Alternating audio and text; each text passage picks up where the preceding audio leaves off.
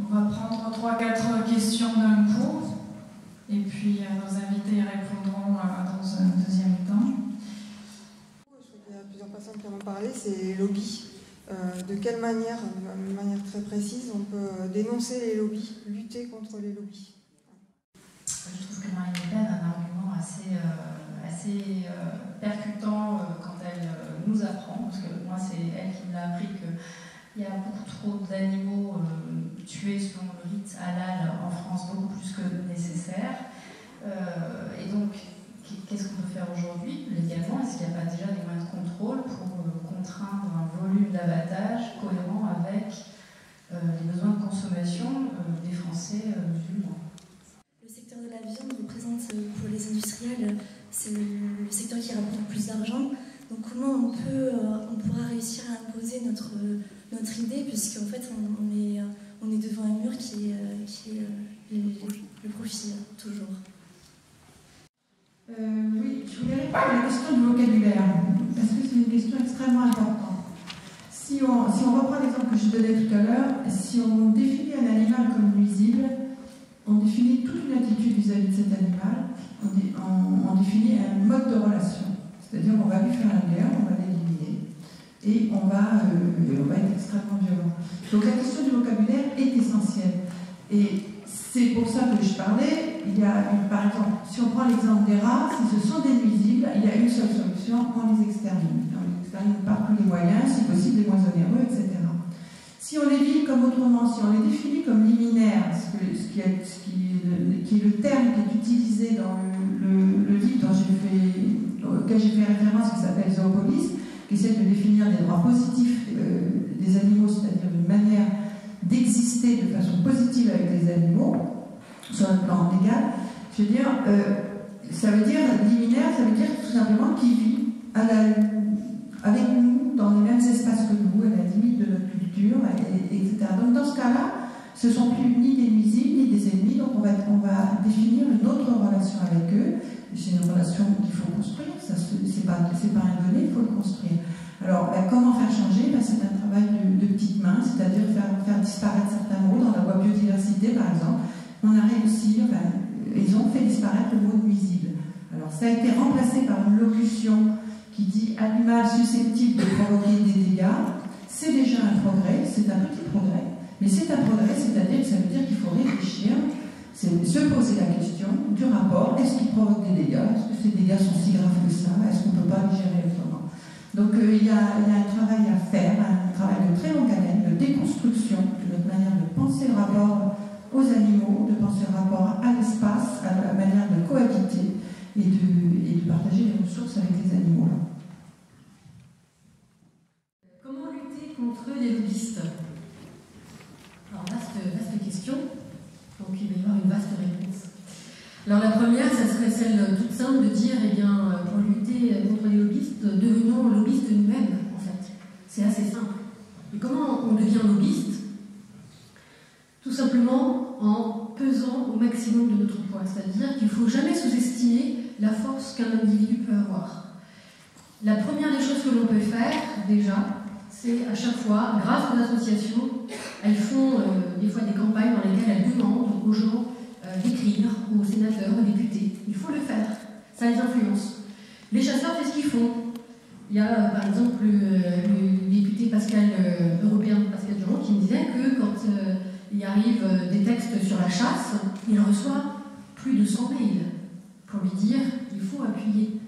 Il ne faut pas être contre cet amendement, etc. C'est-à-dire que, et très clairement, il dit, minimum 100, des fois c'est 300 mails qu'il reçoit juste pour cette question-là. Et forcément, ça les influence. Donc la première des choses, c'est déjà individuellement, nous pouvons être des mini-lobbyistes en influençant, en envoyant, à quelque niveau que ce soit. Là, je comprends que vous parlez des députés et des sénateurs, mais en fait, vous pouvez avoir une influence sur tous les élus locaux.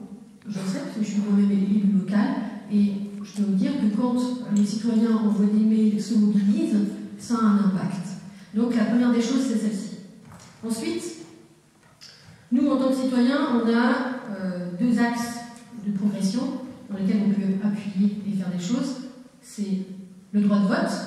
À chaque fois, ici, vous avez devant vous un panel. Maintenant, on a la chance de pouvoir voir le choix, j'ai envie de dire, entre nos affinités et puis le fait de se positionner pour les animaux. Donc maintenant, ça devient quelque chose de possible. Donc le droit de vote, que l'on doit utiliser, et donc c'est important que les animalistes s'inscrivent sur les listes électorales. Si il y a des programmes, et en toute honnêteté, on a quasiment ici tous les mêmes programmes. Vous allez voir chez les Verts, vous allez chez... Voilà, c'est presque tous pareil, il y a quelque chose on a quelques détails qui sont différents, mais c'est quasiment tous identiques. Maintenant, ce qui est la différence, c'est les électeurs. Il faut que les électeurs aillent sur les listes électorales pour ensuite voter pour les partis qui proposent des choses pour les animaux. Ensuite, c'est la consommation.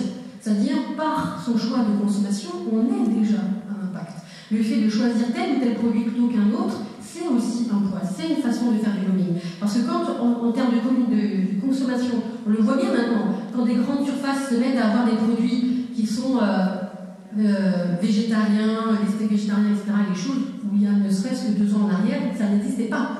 Donc on voit bien qu'à chaque fois, par la consommation et par le vote que l'on peut avoir, on fait progresser les choses. Et enfin, le dernier point, c'est que nous devons, bien sûr, nous, en tant qu'animalistes, et là je m'adresse notamment aux jeunes, il faut aller dans les secteurs, les filières dans lesquelles vous pouvez avoir une influence. Dire que le lobby, il commence aussi par en allant dans les endroits dans lesquels on peut avoir une influence. C'est-à-dire, en ce qui nous concerne, l'éducation,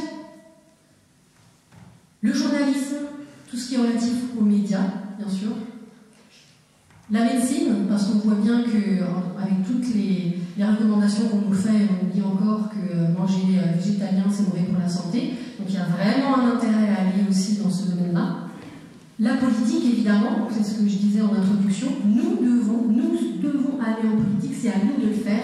On ne doit pas laisser la place aux autres, c'est à nous d'y aller.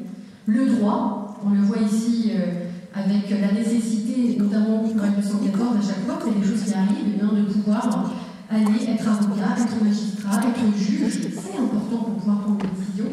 Et enfin, dernier point, qui est un peu étrange, mais il a fallu du temps pour comprendre que c'était important, pour pouvoir, dans une conduite de changement, eh bien, c'est aussi de faire partie des corps de la sécurité d'État.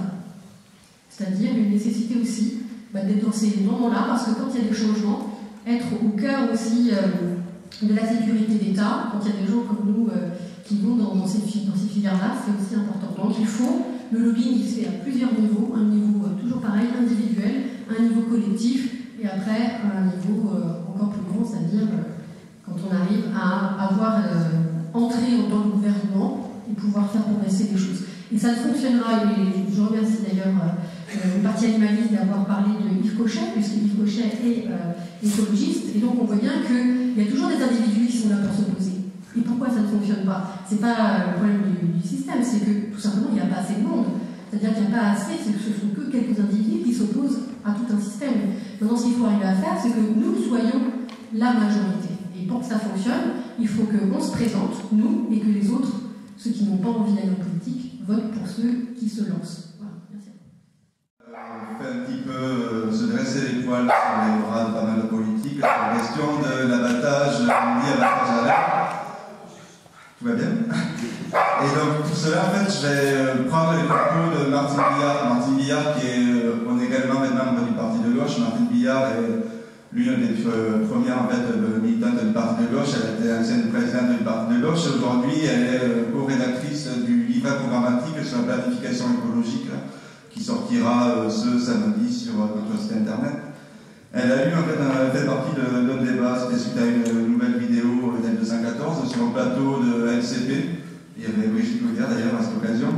La question lui a été posée, et je crois que sa réponse était relativement saine en fait. C'est que normalement le législateur ne fait pas la loi en fonction d'une religion ou d'une autre en fait. On se base dans le cas concret ici. Le cas concret c'est on est amené à abattre des animaux pour la consommation humaine. Et on souhaite respecter la loi qui est de dire le minimum de souffrance possible. Parce qu'un acte, je veux dire, de mort, c'est toujours quand même de la cruauté à la fin.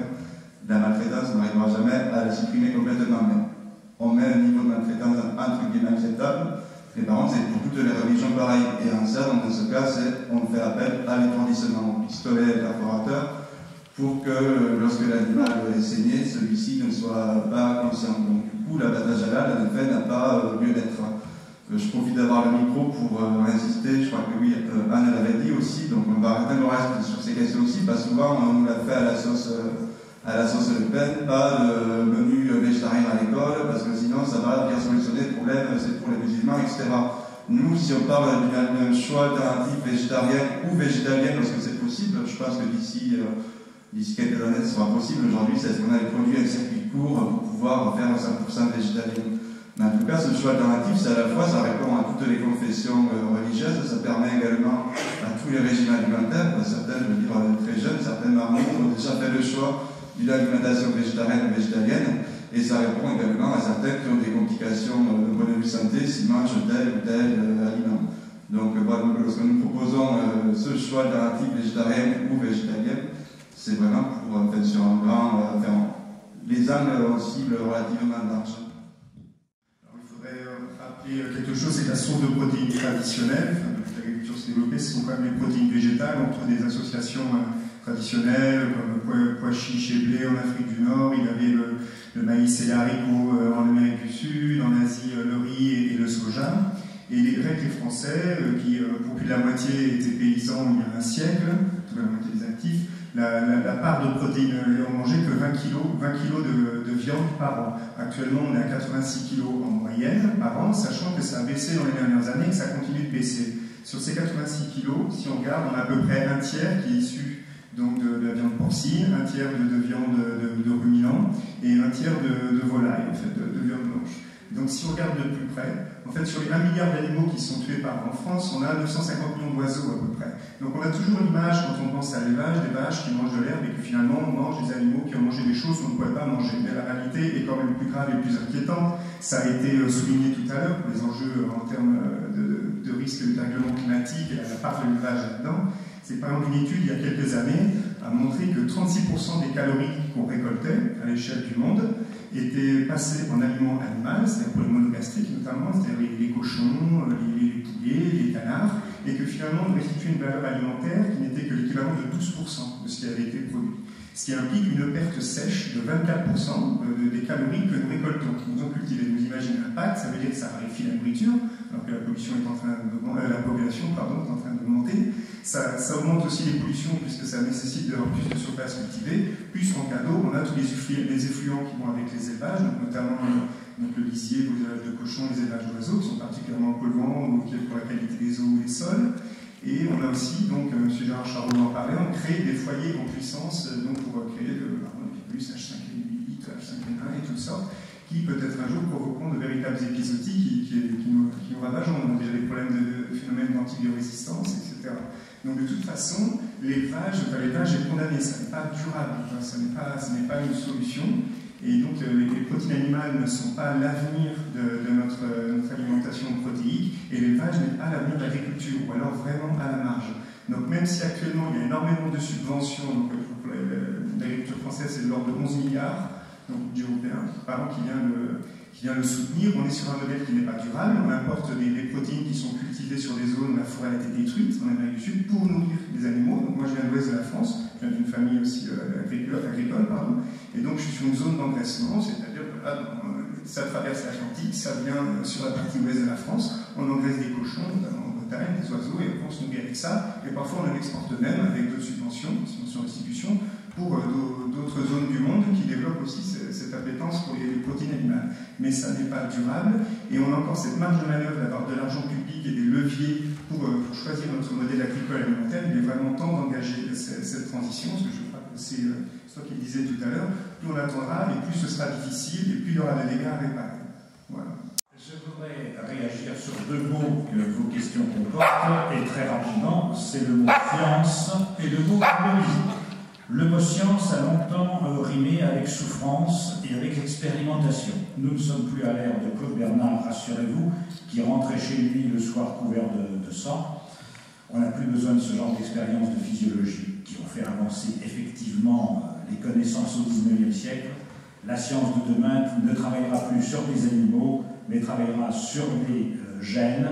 On a inventé des systèmes très intéressants, je peux vous dire parce que moi qui m'intéresse beaucoup à la biologie, qui vont nous permettre de faire des avancées considérables, et ce, sans aucune souffrance animale, ce dont il faut se réjouir, on va pouvoir réconcilier science et conscience, science et éthique. Le second mot qui me fait réagir, c'est le mot lobby. Vous avez posé une question sur les lobbies. Dans une démocratie, ne confondons pas trois choses. Les associations, les partis politiques et les lobbies. Les associations sont là pour informer, pour mobiliser, pour sensibiliser les élus, pour mener des combats. Les partis politiques sont là pour essayer de prendre le pouvoir, non pas pour se satisfaire des tenir, mais pour faire de bonnes lois, des lois utiles, des lois généreuses. C'est le but des partis politiques. D'ailleurs, permettez-moi, ce soir ils ne m'entendent pas, mais si certains grands leaders nationaux pouvaient entendre ma voix, je leur dirais aujourd'hui, unissez-vous pour éviter le pire, unissez-vous pour éviter la catastrophe, unissons-nous, voilà ce que j'ai envie de dire à tout le monde, parce qu'il faut que les femmes et les hommes de mieux s'unissent, parce que quand les meilleurs se taisent, on entend que les pires. Alors je ne voudrais pas que le 23 avril au soir, les meilleurs soient condamnés à se taire pour que nous n'entendions que les pires, c'est-à-dire les partis de l'argent. Les lobbies n'ont rien à voir avec la démocratie. Lobby, c'est un terme anglo-saxon. En français, ça se traduit parfois, quand on est poli, par groupe de pression, et si on devait le traduire en italien, ça s'appelle la mafia. Les lobbies, c'est la mafia. Parce que les lobbies ne représentent absolument pas une frange de la population. Les lobbies représentent l'argent qu'ils peuvent drainer. Lobby de l'industrie chimique, lobby du tabac, lobby des chasseurs. Et pourquoi la France a-t-elle un lobby chasse? Je vous le dis en 30 secondes, ça va être extrêmement rapide. Le maréchal Pétain, oui, lui, le 28 juin 1941, a promulgué une ordonnance qui figure au journal officiel de l'État français, l'État fasciste français de l'époque, qui a créé dans chaque département français une société départementale des chasseurs et une seule. À la Libération, on a conservé ce système en changeant un mot. Le mot société départementale est devenu le mot fédération départementale des chasseurs. Il n'y en a qu'une par département. Tout chasseur est tenu d'y cotiser, d'y adhérer. Il n'y a pas une fédération de chasseurs modérés et de chasseurs extrémistes. Il n'y a pas une fédération de chasseurs de gauche et une fédération de chasseurs de droite. Non, il y en a une seule. Dès lors, vous avez constitution d'un lobby totalement artificiel, doté de moyens financiers colossaux qui peuvent payer des gens qui arpentent les couloirs du Palais Bourbon, notamment il paye un monsieur habile, au demeurant, qui était le conseiller de M. Sarkozy et qui après a eu ses entrées chez M. Hollande. Ce monsieur s'appelle M. Thierry Coste, c'est un homme très compétent, au demeurant. Il avait un badge lui permettant d'aller dans les couloirs de l'Assemblée nationale, réservé normalement aux parlementaires. Un jour, ça fait scandale quand même. Bon, et son temps, il est payé intégralement, à longueur de journée, pour démarcher, il est bien payé, je crois 200 000 € par an. Il est payé pour représenter les intérêts des chasseurs. Le lobby, c'est l'argent. Le lobby, c'est l'argent. Ça n'a rien à voir avec le nombre. C'est l'argent qui fait le lobby. Et c'est pour ça qu'il faut des lois anti-lobby. Moi, je crois que le lobby est dangereux. À Bruxelles, il y a aussi des lobbies industriels. Les pesticides, Bayer, Monsanto, qui a été mangé par Bayer, constituent des lobbies. Donc le lobby n'organise pas la démocratie, il la putréfie. Combattons tous les lobbies. Et j'appelle les partis politiques démocrates de progrès, d'avancer, de prendre des mesures contre ces organismes qui falsifient la démocratie. Voilà ce que je voulais vous dire. La France pourrait faire l'objet d'un recours en responsabilité. La Commission européenne a été saisie à plusieurs reprises pour faire sanctionner cette violation de la directive de 98, sauf que jusqu'à présent, la Commission européenne a toujours refusé d'intervenir et de faire sanctionner la France. Et donc, c'est l'une des raisons pour lesquelles nous sommes toujours avec cette violation de la disposition de la directive de 98. Sur la question de l'abattage sans étourdissement. Alors, le terme étourdissement me dérange beaucoup, parce que le terme d'étourdissement semble très joli, mais il recouvre une réalité qui est beaucoup plus sordide. L'étourdissement des animaux n'est pas quelque chose d'anodin. Ils ont, en tout cas pour les bovins, le crâne perforé, donc c'est extrêmement violent. On est très loin de l'étourdissement que l'on peut imaginer si on connaît la réalité de l'abattage. Et en tout état de cause, quand bien même il y a un étourdissement, d'étourdissement qui est prévu légalement, la réalité et les nombreuses vidéos d'L214 nous montrent que très régulièrement les étourdissements sont mal faits, sont ratés, que les animaux sont abattus alors qu'ils sont conscients, et que donc il ne suffit pas que l'étourdissement soit rendu obligatoire, encore faut-il qu'il soit respecté et qu'il soit réellement contrôlé. Or, on s'aperçoit qu'au quotidien, il y a une grande difficulté pour faire appliquer ces dispositions, les règles de protection animale au moment de l'abattage sont des règles qui devraient être des stricts minimums, mais même ces règles extrêmement minimales, on ne parvient pas à en assurer une application effective et ainsi à réduire la souffrance animale. Donc, effectivement, la question de l'abattage sans étourdissement est une question, mais elle ne peut absolument pas nous exonérer, nous interroger sur ce que constitue l'étourdissement, entre guillemets, et comment l'appliquer réellement. Et en tout état de cause, étourdissement ou pas étourdissement, la mort des animaux est toujours extrêmement violente, extrêmement génératrice de souffrance, et donc ce n'est pas quelque chose d'anodin. Votre première échéance est législative. Allez-vous donner des consignes de vote, des conseils de vote pour les présidentielles à tous ces animalistes ici présents dans les mois qui viennent? Quel est votre plan? Parce qu'il y a quand même, avant législative, des présidentielles. Donc là, il y a deux partis qui ont certains points qui sont vraiment animalistes, entre guillemets, et les autres qui n'ont pas répondu, si j'ai bien compris. Quel est votre plan concret?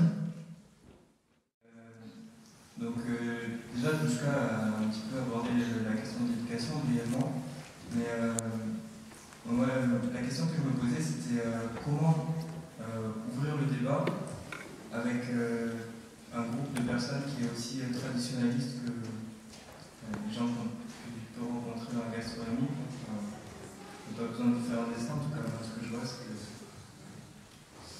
c'est que la viande, c'est très présent dans l'esprit. Voilà. En tout cas, je vous invite, si vous n'avez pas de réponse immédiatement à me donner, je vous invite à y réfléchir parce que je pense que voilà, l'éducation, c'est un peu la base de tout. Voilà. J'ai une question concernant la chasse. J'ai souvent entendu comme excuse que c'était pour la régulation des populations, etc. Et j'avais entendu lors d'une conférence de M. Marguerite, qui est un précurseur du droit animalier, et qui envisageait une sorte de pilule contraceptive qu'on donnerait dans la nourriture pour les sangliers. Qu'est-ce que vous en pensez de cette méthode, justement? Bonsoir à toutes et à tous. Moi, je souhaiterais poser une question concernant la consommation de viande. Comment changer des pratiques culturelles millénaires quand les femmes ont été habituées à manger de la viande? Il y a peut-être la question de l'éducation à l'école pour leur apprendre aux élèves à sensibiliser, certes, mais moi je suis ni optimiste ni pessimiste, je suis tragique. C'est-à-dire que c'est comme ça. Un petit peu comme sur le débat sur la prostitution, un petit peu comme le débat sur la question de la prohibition de l'alcool, l'homme mangera de la viande comme le plus vieux métier du monde, comme la question de l'ivresse en général. Le comportement anthropologique de l'homme, c'est toujours axé sur des pratiques alimentaires. Comment peut-on tolérer un niveau de consommation de viande qui représente une forme de légitimité pour les uns et plus largement pour tout le monde? Comment imposer une réglementation en termes de consommation de viande? Ce qui paraîtra tolérable pour certains paraîtra intolérable pour l'autre. S'il y a des végétariens, tout le monde n'a peut-être pas envie d'être végétarien. La question du foie gras, c'est une vieille tradition, et la modernité écologique est heurtée des cultures traditionnelles. Alors certes, il faut peut-être 40 ans pour changer les mentalités, mais il n'en reste pas moins qu'il y a des pérennités culturelles, il y a des phénomènes qui durent dans le temps. Un petit peu comme la question de la prostitution, un petit peu comme la question de l'ivresse. Peut-on aller contre cet état naturel finalement des choses qui n'est pas forcément un état qui relève de la culture, mais qui relève de principes naturels et anthropologiques des choses? Ma question s'adresse à France Insoumise. Donc, vous avez parlé de mesures notamment visant à taxer le transport de longue distance pour les animaux destinés à l'abattoir. Donc je voudrais savoir comment vous allez vous y prendre concrètement pour mettre en place ces mesures et surtout contrôler leur respect. Donc en vous en remettant par exemple à la bonne foi d'individus dont le seul intérêt est le profit. Alors, je vais répondre à deux questions. Donc, celle sur la question de l'éducation et la question de la consommation. Alors, il est très clair que le programme que l'on défend nous, c'est-à-dire un programme qui remet en cause tout ce qui est finalement l'industrie, que ce soit au niveau de l'élevage ou de l'agriculture, c'est un message qui est difficile, qui est fort, puisqu'en fait on est en train d'attaquer directement une économie qui à l'heure actuelle fonctionne mal, parce qu'elle est subventionnée, et donc en fait en vrai elle n'est pas rentable, mais par nos subventions on a l'impression que tout cela ne coûte pas cher, ce qui est faux. Et donc il faut aussi dénoncer ça, il faut aussi aller voir la vraie valeur que coûtent ces produits qui sont subventionnés, et je parle là ici de la viande industrielle et de ces légumes industriels que l'on vend. Il faut aussi revenir à la vraie valeur, et il faut justement prendre en compte ce que je disais tout à l'heure, c'est-à-dire quand il va falloir dépolluer, combien ça va nous coûter. Et ça aussi, il faut mettre à l'intérieur. Donc on doit enlever les subventions et tu rajoutes ce que ça nous coûte après pour dépolluer les sols, aussi l'eau, etc., comme je disais tout à l'heure. Il faut savoir que toutes ces industries de la viande, les élevages industriels, produisent des quantités énormes de lisier qui en prennent, ils sont tellement énormes en fait qu'on en met beaucoup trop dans les champs. Et tout ça, ça se retrouve après dans le trap, dans l'eau, et que ça pollue les choses de façon très intense. Donc c'est quelque chose qu'il faut absolument dénoncer. On est dans un système qui tourne à l'envers. Et quand vous parliez tout à l'heure d'éducation, c'est aussi ça, c'est-à-dire qu'on doit revenir à des valeurs fortes. Et il y a une des premières choses que l'on doit faire, c'est à l'école, on doit enseigner la compassion. C'est un truc tout bête, mais on est à l'heure actuelle sur un schéma dans lequel, à l'école, on enseigne la compétition, on enseigne le fait qu'il n'y a pas de difficulté finalement à dénigrer les autres, puisqu'on ne fait que de travailler notre mental sur la critique en fait. En France, on est très critique parce que finalement, dès l'enfance, on nous apprend à critiquer et à être toujours dans un esprit critique, ce qui est une bonne chose. Mais il faut aussi travailler sur la collaboration, il faut aussi travailler sur l'entente, il faut aussi savoir faire des consensus, il faut aussi savoir voir chez l'autre ce qui est bon et essayer de le valoriser. Et tout ça, on ne le fait pas suffisamment à l'école. Et aussi mettre au cœur de l'école la compassion et arriver, et la compassion avec les animaux. Ce qui est important ici, et le message que peuvent porter les animalistes que nous sommes tous à cette table, et que vous êtes vous aussi dans cette salle, nous sommes l'avenir, parce qu'à partir du moment où on arrive à repenser le monde sous un nouveau prisme qui est celui de la compassion que l'on a envers les autres vivants, quels qu'ils soient, humains et animaux, eh bien on arrive à repenser un autre monde, et effectivement c'est à ce moment-là que l'on se met à dénoncer des systèmes qui sont des systèmes compresseurs envers l'humain, l'animal et la planète. Donc c'est tout ça que nous devons dénoncer, et par l'éducation, c'est à ce moment-là que ça passe, et évidemment, en France, on est toujours en train de nous parler de gastronomie, et il n'y a pas longtemps encore, on disait que voilà, tout ce qui est agroalimentaire, ça constitue un des plus gros PIB de la France. Donc, comment on peut s'attaquer à la question de la gastronomie? Tout simplement en essayant de faire en sorte que nous aussi, les plats végétaux deviennent de la tradition. C'est-à-dire que je salue tous les chefs qui travaillent aussi à retravailler les plats à la française, à proposer des nouvelles choses, des nouvelles recettes, des nouveaux plats, qui font qu'on va réinventer une autre façon de manger. Et c'est ainsi qu'on arrivera progressivement à avancer. Et il faut valoriser tout ce travail qui est fait par ces personnes qui sont créatives. Et par rapport à la question de la consommation de viande, comme je dis toujours, la viande c'est quelque chose qui n'a pas de raison d'être. Déjà pour la première chose, c'est que d'un point de vue écolo, on le sait toujours, c'est un gaspillage. Le fait de produire de la viande, c'est un gaspillage énergétique en termes de terre, en termes de nourriture qu'on donne aux animaux, et en termes d'eau, c'est un gaspillage aussi énorme qui est fait. C'est-à-dire que c'est une aberration écologique, en fait, finalement, de manger de la viande. Ça, c'est sur le point écolo. Mais sur le point éthique, on doit aussi se poser la question, pourquoi voulons-nous absolument manger un steak? On doit se poser cette question. Pourquoi cette nécessité? Il n'y en a pas. Tout simplement parce que le fait de manger une alimentation végétarienne ou végétalienne, c'est tout à fait équilibré, c'est possible. À partir du moment où, en tant qu'humain, nous n'avons pas la nécessité de manger de la viande, c'est-à-dire nous n'avons pas la nécessité de manger un autre individu, parce que c'est ça dont on parle, à partir de là, ça devient non pas une nécessité, mais un choix gustatif. Et donc ce que l'on doit questionner, c'est quel est notre droit à préférer un plaisir gustatif plutôt que laisser un être vivant.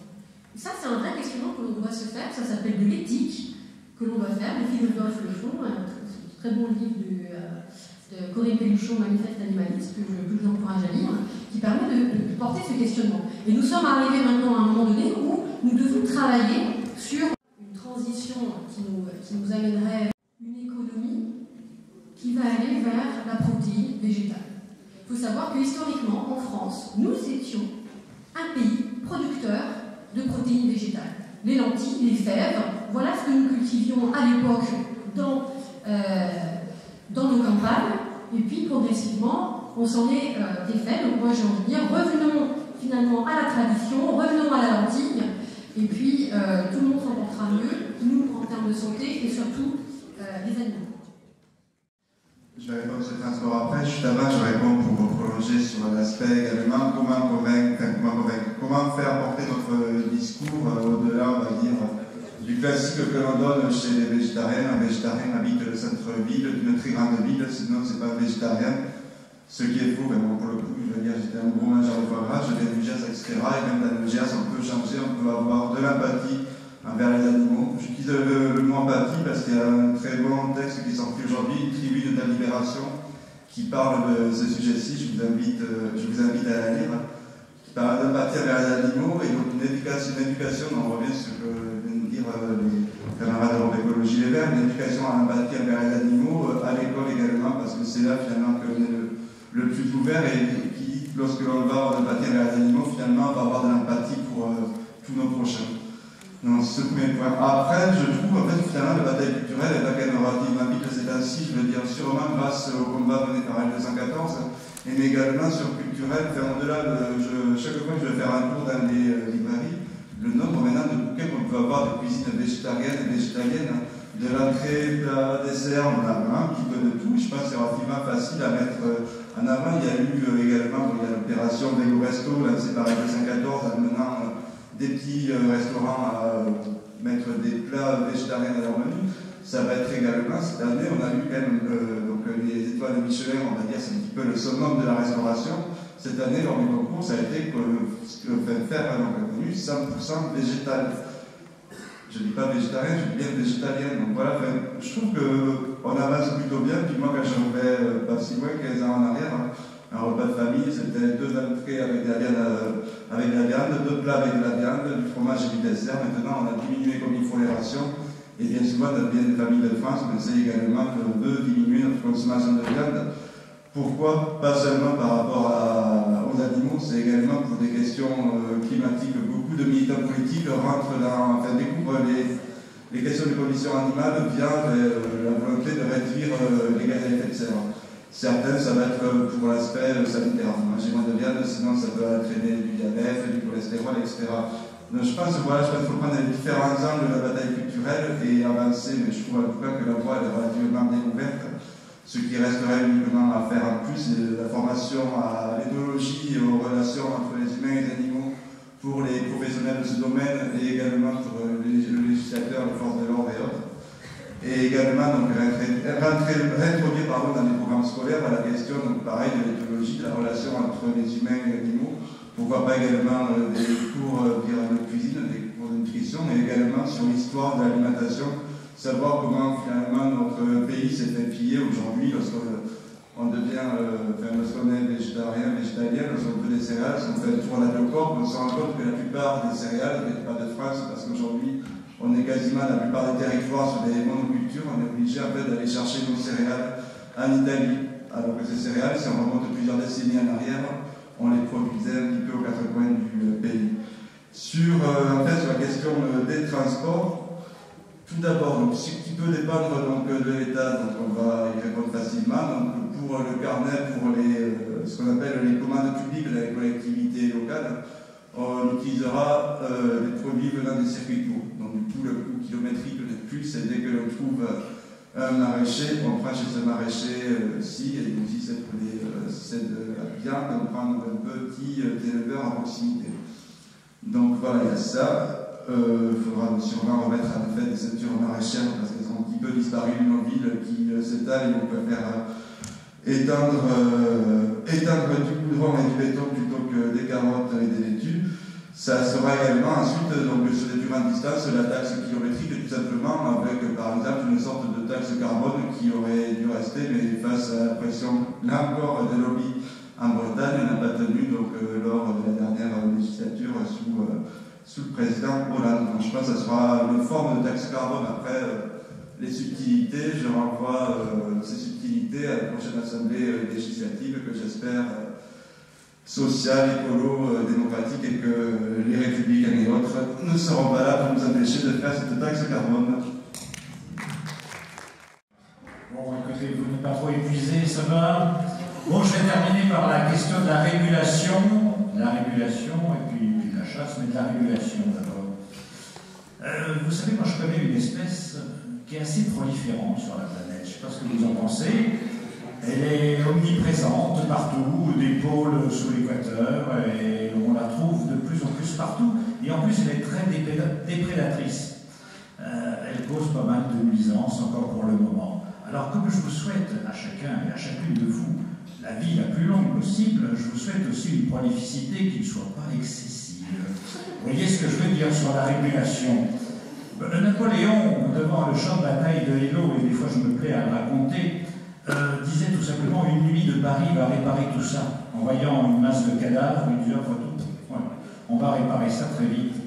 Michel Debré, à l'aube de la Ve République, rêvait d'une France de 100 millions d'habitants et voulait que vous fassiez des enfants sur une grande échelle, ce qui n'est pas très confortable, ce que je ne vous conseille guère.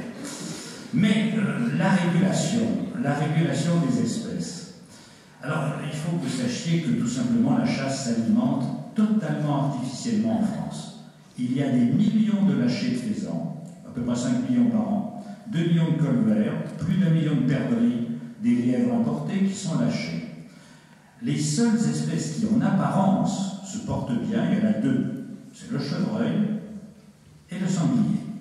Seulement, petit problème, le sanglier n'existe plus. Les sangliers qui peuplent vos forêts sont en fait des sanglochons ou des cochongliers, comme vous voudrez. C'est un croisement entre un porc domestique et une laie, ou inversement. Ça a été fait pour en accroître la prolificité, tout simplement parce que le porc domestique se reproduit davantage que le sanglier sauvage. Et si vous faites un caryotype, c'est-à-dire une analyse génétique des sangliers actuels, et ce ne sont plus tout à fait des sangliers. Ce sont des croisements. Les chasseurs les ont relâchés pour en accroître la prolificité. Et je vais vous dire, plus il y a de la chasse, plus il y a des problèmes de sangliers. Parce qu'en fait, il y a des lâchers clandestins. La chasse, ce n'est pas la solution, c'est le problème. Alors ce qu'il faut, c'est que la faune retrouve des équilibres, que nous laissions revenir des prédateurs naturels dans nos forêts, comme le lynx par exemple, qui peut revenir un peu partout s'il n'était pas persécuté. Le loup qui l'espèce compte à peu près 280 individus en France, ça fait hurler la FNSEA et ça mobilise le ministère de l'écologie. Il faut que vous sachiez qu'en Italie, il y a à peu près 1500 loups et 2500 en Espagne, et que ça se passe relativement bien. Mais ça, c'est le problème culturel français, on n'accepte pas. Alors je crois qu'il faut accepter les espèces sauvages, il faut accepter qu'un équilibre se crée entre proie et prédateur, et si cet équilibre se crée, on n'a plus besoin de chasseurs dès lors qu'on a des prédateurs. Et il y a des pays où on ne chasse pas, il y a des pays où on chasse peu, et où la faune est très bien équilibrée.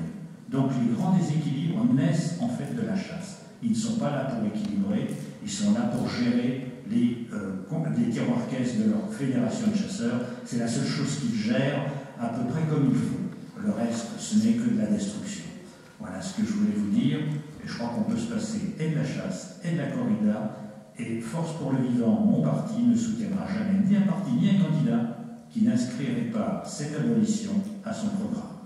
Alors pour le reste, on peut se poser une question, et je vais en terminer par là, parce qu'un certain nombre de philosophes, j'ai eu des échanges avec Michel Onfray sur ce point notamment, on se pose la question. Si par exemple, imaginons que nous arrivions dans une société idéale, dans laquelle l'homme ne tue plus aucun animal, non seulement l'animal sauvage dont on vient de parler, mais même les animaux d'élevage, que se passerait-il? Alors là, vous avez deux scénarios possibles, et je ne répondrai pas pour l'un ou pour l'autre, je ne sais pas. Certains vous diront, et c'est ce que pense Michel Onfray, c'est que les animaux se mettraient à proliférer, les vaches, veaux, cochons, couvées, deviendraient très abondants, trop abondants. Et puis d'autres, au contraire, pensent que ces animaux qui ont été sélectionnés et élevés par l'homme depuis près de 20 000 ans disparaîtraient, puisque de toute façon, ils n'existent que pour le besoin de l'homme. Je parle des espèces domestiques, hein, je ne parle pas des espèces sauvages. Je ne trancherai pas la question. Voilà, cette question peut être posée. Soit vous pensez effectivement qu'il y en aurait beaucoup plus, parce que ils ne les tueraient plus, donc ils se reproduiraient, donc il y en aurait beaucoup. Ou au contraire, qu'il n'y en aurait plus, puisque finalement, le mouton, la vache domestique, les chevaux de les espèces que nous avons, ont été créés de la main de l'homme, sélectionnés par l'homme et désensauvagés, c'est-à-dire qu'ils ne sont plus aptes à vivre dans la nature. Voilà. Bon, c'est une question, hein, je laisse la question ouverte. Voilà, mes amis. Alors, je voulais répondre à la question quant à la consommation de viande et la difficulté. C'est bon, je vais sortir. Donc, vous parlez d'imposer une réduction de la consommation de viande. Pour moi, c'est pas ça le sujet. Il ne s'agit pas d'imposer, il s'agit de convaincre finalement. On a parlé tout à l'heure de bataille des idées, bataille culturelle, c'est exactement ça. Je pense que personne ici ne s'imagine que ça va se faire en 5 ans. Vous disiez que c'était une consommation naturelle. Je ne pense pas qu'elle soit naturelle, mais c'est une habitude. Ça, c'est vrai. Une habitude, une tradition qui est très ancrée, profondément ancrée. Donc, évidemment, c'est pas facile. Mais il y a des tas de raisons de convaincre qu'on peut se passer des peaux d'animaux, enfin, qu'on doit s'en passer, voire à minima, qu'on doit le considérer et diminuer drastiquement. Nous, tous autour de cette table, on est réunis par l'argument éthique, c'est-à-dire qu'on refuse de manger, de faire souffrir, de tuer des animaux pour les manger, simplement pour un plaisir gustatif. Mais il y a d'autres raisons qui peuvent nous faire réfléchir. Il y a la raison environnementale, on l'a dit et redit, c'est les conséquences désastreuses concernant la production, la déforestation, la consommation de l'eau, enfin, les gens passent. Il y a aussi les questions de santé, qui ont été évoquées tout à l'heure, il y a la question de la résistance microbienne, il y a aussi simplement le lien qui est fait maintenant de manière assurée entre la consommation de viande et les maladies cardiovasculaires et l'épidémie de cancer. Enfin, il y a des tas de manières de faire réfléchir les gens et à minima de leur faire réduire la consommation. Déjà, si on réduisait drastiquement la consommation, ça ferait un paquet d'animaux sauvés finalement, c'est déjà ça. Et ensuite, je voudrais aussi parler du travail de l'association L214, avec leur fameuse vidéo. Ces vidéos, elles ont eu un rôle très très important, c'est qu'elles ont permis à plein de gens de refaire le lien entre l'aliment qu'ils ont dans leur assiette et l'être vivant, l'animal. On l'a complètement occulté, et en plus, je me permets de parler personnellement. Moi, j'ai mangé de la viande jusqu'à mes 33 ou 34 ans, je ne sais plus. Je ne vais pas dire sans état d'âme, mais enfin voilà, pour moi, c'était un bout de quelque chose, et je ne faisais pas le lien non plus. Enfin, je jette la pierre à personne, que ce soit clair. Et je trouve que ces vidéos, elles montrent voilà, qu'à l'autre bout, il y a un être vivant qui ne voulait pas mourir, qui a souffert, et voilà, qui est mort dans des conditions atroces. Et ça, c'est déjà capital, je pense. C'est pour ça que les réactions ont été aussi violentes, j'ai envie de dire, dans la société. On a des animateurs télé formant là, enfin, ça provoque une réaction émotionnelle importante. Et ça, déjà, ça fait réfléchir, et c'est très important. Ensuite, je pense que chacun, le chemin peut être long pour arriver à une décision éventuelle de ne plus manger de viande. Je renvoie encore à la lecture du manifeste, elle le dit, Corinne Pelluchon, il y a un moment donné où il y a un choc.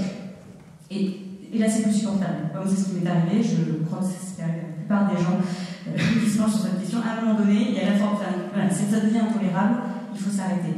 Et voilà, effectivement, ce sont des choses qui prennent du temps, mais à l'inverse de vous, moi je suis optimiste, parce que je trouve que les choses ont sacrément avancé en très peu de temps. Tiens, oui, d'ailleurs, je voulais dire quelque chose d'important par rapport aux vidéos de L214, c'est que non seulement donc, elles ont montré ce lien entre l'animal et l'aliment, mais en plus elles ont fait ça de manière très intelligente, parce qu'elles ont déconstruit le raisonnement des gens. C'est-à-dire qu'au début, on a vu un grand abattoir, voilà, c'était la catastrophe, donc les gens se sont dit, oh là là, mais c'est horrible, il ne faut pas faire ça, heureusement, il y a des petits abattoirs. Ah, petit abattoir, zut, c'est pareil, ah mais non, mais c'est horrible, c'est possible, on ne peut pas faire ça, heureusement, il y a des petits abattoirs bio, ah bah non, c'est pareil. Donc là, c'est pareil, ça a déconstruit une idée préconçue, enfin, qui n'est pas préconçue d'ailleurs, elle est conçue pour nous, par l'industrie agroalimentaire, pour nous convaincre que ça va. D'ailleurs, on n'a qu'à voir, il y a encore, comment il s'appelle, à la Foire Expo, là, enfin, à des expositions, il y avait une grande exposition sur la nourriture. On voyait ces petits animaux tout contents de pique-niquer, la petite vache avec le petit mouton, lui, tralala, on va se faire dévorer. Enfin, il y a vraiment voilà, une volonté de nous montrer les choses sous un certain jour. Donc, voilà, donc c'est très important de déconstruire tout ça. Et ensuite, donc, je reviens à mon optimisme. Il se trouve que j'ai vécu en Californie de 2012 à 2014. Donc c'est là-bas d'ailleurs que je pris conscience de tout ça et que je suis devenue végétarienne et militante sur la question. Mais là-bas, c'était très ouvert sur la question. C'était très facile de manger vegan dans n'importe quel restaurant. Même les gens, quand tu leur disais que les véganes, ils savaient ce que c'était facile. Et quand je suis rentrée en France, ça a été un choc. Impressionnant, quoi. Notamment, je repense à vous, sur la gastronomie, je déprimais en passant devant les restaurants, en regardant les menus et de voir des animaux à chaque étage, quoi. Et là, je trouve qu'en l'espace de 2 ans, oui, ça a énormément avancé. C'est de plus en plus facile de manger végétarien et végétalien dans plein de restaurants. Mathias évoquait tout à l'heure l'initiative Vego Resto d'L214. Il se trouve que Elena, Lénard et moi faisons partie de l'équipe Vego Resto de Toulouse. Donc nous organisons justement des soirées avec des menus végétaliens dans des restaurants qui ne sont pas végétaliens à base, mais vous devriez venir. Et donc, pour revenir à la question de la gastronomie, les chefs s'y prêtent volontiers, y compris les chefs gastronomiques. On a eu des repas mais absolument succulents, avec vraiment beaucoup de recherches. Il y a un défi aussi, je pense que c'est ça peut-être que vous pouvez développer. Il y a un défi technique en quelque sorte pour faire quelque chose de super intéressant avec des aliments qu'on n'a pas forcément l'habitude de travailler. Et vraiment, je suis optimiste, ça va dans le bon sens. Voilà, on avance. Je voudrais juste mettre le doigt sur quelque chose. Aucun d'entre vous n'a parlé d'abolition de l'élevage, et je pense que c'est une erreur en parlant du droit des animaux. Au final, c'est nous, à travers nos impôts, qui nous payons la pollution, la sang, etc. Et j'aurais voulu savoir si vous saviez le pourcentage de l'impôt, en fait, sur la pollution et l'endettement. Et j'ai une deuxième question. C'est est-ce que dans vos programmes, vous proposez des subventions pour aider à la transition des éleveurs mauvais, par exemple, pour faire de l'agriculture des légumineuses, etc. Sur la question du mot abolitionniste, alors il faudrait aussi comprendre une chose. Ce n'est pas parce que quelqu'un ne va pas dire le mot abolitionniste qu'il ne l'est pas forcément. Et ce n'est pas parce qu'on n'a pas utilisé le mot abolitionniste que ça veut dire que ce que l'on propose ne va pas vers cette fin-là. Donc, c'est pas le mot qui est important. Quand tout à l'heure je vous dis qu'on doit travailler vers une transition qui va aller vers la protéine végétale, très clairement, c'est de l'abolitionnisme. Sauf que je n'ai pas dit abolitionnisme. Mais quand on dit qu'on doit travailler maintenant vers un modèle agricole qui va vers la protéine végétale, ça sous-entend ce que ça sous-entend. Maintenant, il faut aussi accepter que parfois, on ne va pas utiliser certains mots pour ne pas braquer certaines personnes. Mais pour vous faire plaisir, je vais dire, voilà, je suis une abolitionniste.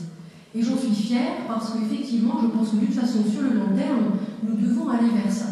C'est-à-dire que, de façon fondamentale, à partir du moment, c'est ce que j'ai dit tout à l'heure, à partir du moment où nous n'avons pas de nécessité à manger des animaux, nous devons aller vers un autre type de modèle qui permet de réinventer la société. C'est justement vers ça que l'on doit aller et on a une chance extraordinaire Moi, je trouve que le mouvement animaliste est une chose pour l'humanité, parce que c'est un moyen, une façon de réinventer les relations que nous avons les uns avec les autres, humains, animaux et la planète. Donc pour moi, je trouve qu'au contraire, on a quelque chose de fantastique à construire ensemble. Et il y a un point qui est extrêmement majeur, c'est-à-dire que si nous voulons réussir à faire ce changement, il faut faire en sorte que les personnes qui s'intéressent au mouvement animaliste restent dans le mouvement animaliste. C'est important qu'elles s'y sentent bien, qu'elles ne se sentent pas exclues, qu'elles se sentent le bienvenu. Et à partir de là, c'est à nous d'être incluants et non pas excluants. Et à partir de là, parfois, il faut savoir être un peu large, accepter, tout simplement parce que c'est une fois qu'on aura arrivé à un point critique où une majorité de la personne se dira « Ah oui, mais finalement, je me reconnais dans ce qu'elle dit. C'est vrai, c'est peut-être un peu too much, mais finalement, je pense que ça pourrait être pas mal pour nous de suivre ce type de chemin. Plus on sera nombreux à se dire « Tiens, ce discours, il est pas mal », plus on sera nombreux à se dire « Tiens, j'ai envie d'aller voter pour des gens qui pensent comme ça », plus je serai dans la rue pour dire « Voilà, je sais ce que je désire », plus on sera nombreux à aller acheter les produits véganes et végétariens. C'est ainsi qu'on arrivera à faire changer les choses. Et on doit pourtant, en même temps, avoir un discours qui est assez ferme et qui dit « Voilà ce que nous souhaitons », parce que les souffrances qui sont faites à l'heure actuelle aux animaux, par les humains, sont intenables, insupportables et non justifiables. Pour la question sur la pollution, non. Pourquoi on n'a pas les chiffres? Tout simplement parce que personne ne souhaite que nous ayons les chiffres. Même pour savoir, à l'heure actuelle, ça a été posé la question lors de la commission sur les abattoirs que vous allez suivre en fait à l'Assemblée nationale. Il y a une question qui a été posée sur mais quelle est la rentabilité d'un abattoir? Quel est votre chiffre? C'est quoi la rentabilité d'un abattoir? On ne peut pas savoir. Quelle est la rentabilité d'une industrie? On ne peut pas savoir. Parce qu'ils n'ont pas intérêt à l'heure actuelle à donner les vrais chiffres. Tout simplement parce que ça serait justement une dénonciation et ça serait tellement facile. Et c'est exactement la même chose, c'est-à-dire que c'est nous, à nous aussi de demander ces chiffres-là. On veut savoir quel est le prix réel de ce que l'on achète, quel est le prix de revient de la viande, des animaux qui sont abattus, etc., etc. On doit avoir de la transparence par rapport à ces données-là, qu'à l'heure actuelle, nous n'avons pas, tout simplement parce que ça arrange le système établi de faire en sorte qu'il y ait une opacité sur ces questions-là. Donc on doit, nous, en tant que citoyens et citoyennes, aller pour demander qu'il y ait justement de la transparence sur tout ce système-là, qui est un système qui, à l'heure actuelle, nous vole. Voilà, nous vole. Parce qu'en fait, on est en train de doublement acheter des produits la plupart du temps. Donc il faut revenir à quelque chose de plus carré. Voilà. Mais ça, c'est à nous, en tant que citoyens, de le réclamer. Parce que tant qu'on ne dit rien, tout se passe calmement.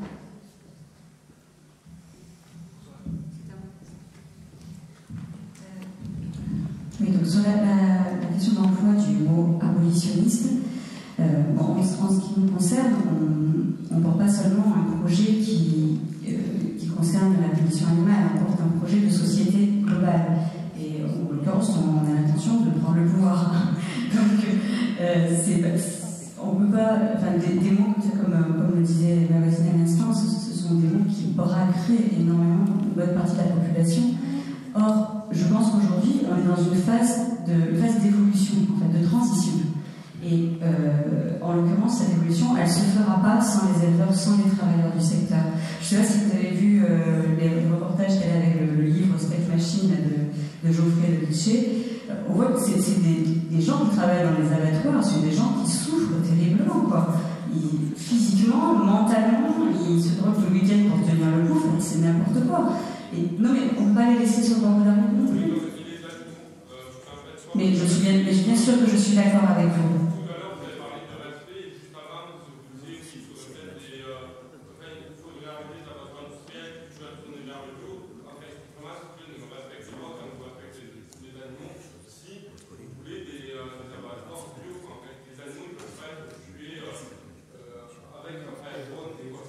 Mais bien sûr, à titre personnel, je suis 100% d'accord avec vous, il n'y a pas de problème.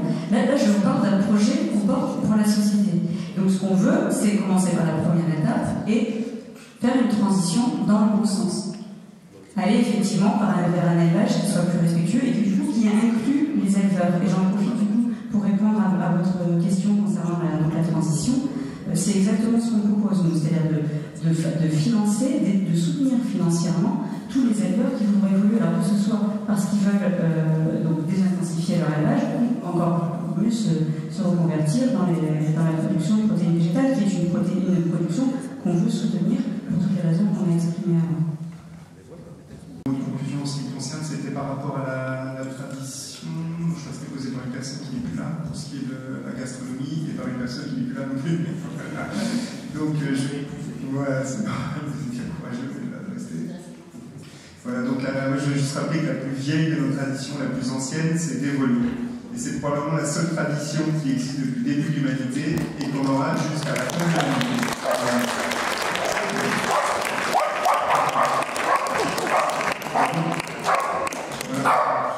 Jamais cesser d'évoluer, continuera d'évoluer, ça peut être par le débat, par la réflexion, par les idées, par les innovations techniques, de nouvelles possibilités. Peut-être la personne qui était là évoquait l'hypothèse d'un pari anthropologique, la tête de l'image, la télévision charnelle, peut-être qu'on composera avec ça aussi. Il y a encore d'autres facteurs à l'évolution, c'est que les conditions du monde, les conditions de notre milieu sont en train d'évoluer. C'est ces évolutions-là qui sont dramatiques, qui sont des ressources et autres, vont dans le sens de la prise en cause de la consommation des animaux. Voilà. Merci. Et puis je vous dirais la phrase d'un poète qui disait: mais pourquoi, quand un homme tue un tigre, c'est un exploit, et quand un tigre tue un homme, c'est une horreur? Pourquoi? Voilà. Eh bien, je crois qu'il faut se poser la question, et puis qu'un jour, eh bien, peut-être on pourra se passer du besoin de tuer. Et ce serait une très bonne chose. Quelques mots très brefs, déjà pour vous remercier à toutes et à tous d'être venus, à toutes et à tous pour votre intérêt pour la question animale. On le voit, la question animale nous met devant les yeux une situation absolument dramatique des animaux qu'il est insupportable de voir, insupportable de penser.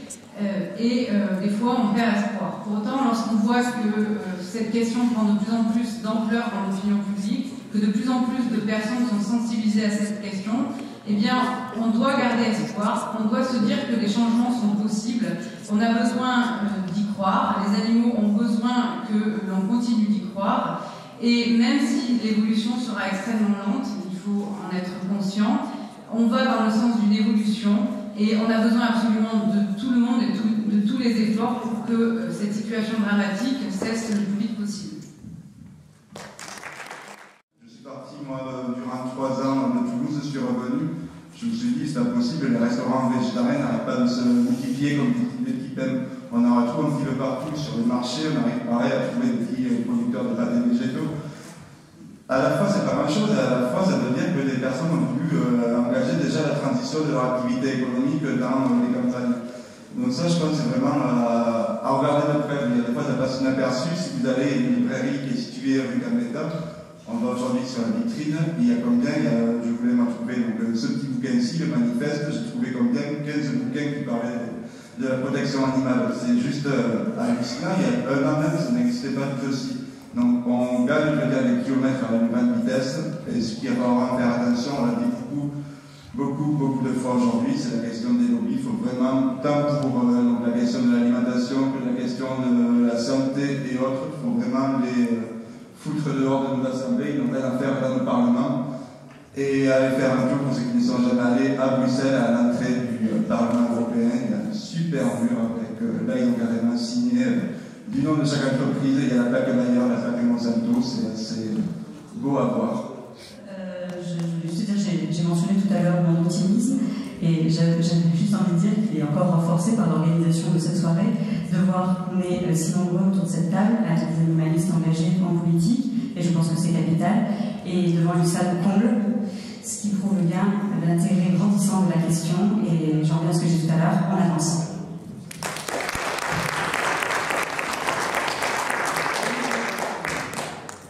Alors moi j'aurais qu'un seul mot, presque, c'est engagez-vous. Je pense qu'il faut vraiment, là on est en train de tirer le bon fil. Ça avance doucement pour l'instant, mais si on continue, je pense que ça va aller de plus en plus vite et qu'on va arriver à la fin de la pelote, peut-être aller dans 20 ans, on va espérer. Et pour que éventuellement, je dis peut-être qu'il faudra un peu moins de temps aux animalistes pour être entendus. Et donc, pour que ça fonctionne, il faut que chacun d'entre nous essaye de donner de son mieux et que chaque personne trouve sa place, c'est-à-dire, allons, qu'est-ce que vous avez vraiment envie de faire? Qu'est-ce que vous avez envie de faire pour les animaux? Et allez-y. Pour qui vous avez envie de militer? Pour quelle association? Comment vous avez envie de faire avancer les choses pour les animaux, quelles qu'elles soient? Ça peut faire des cours de cuisine, ça peut être distribuer du travail dans la rue, ça peut être faire des stands, ça peut être se lancer en politique, ça peut être tout simplement s'inscrire sur les listes électorales pour pouvoir voter pour un parti qui porte les animaux. Bref, un maître mot, c'est engagez-vous, et comme ça nous arrivons à faire progresser le sort des animaux.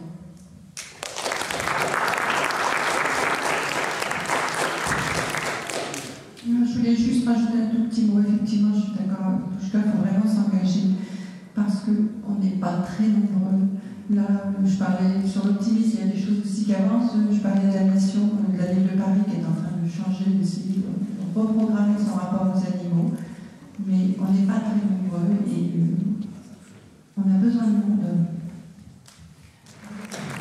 Ainsi s'achève cette soirée. Merci vraiment encore à nos intervenants. Bravo et merci. Merci à vous.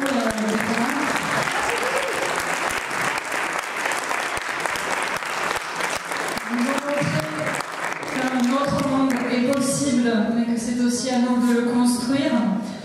Et j'en profite pour vous dire que cette soirée sera très certainement dupliquée à Bordeaux le 3 avril. Voilà, en bas vous pourrez trouver des cartes de visite de l'association Mouvement pour la cause animale.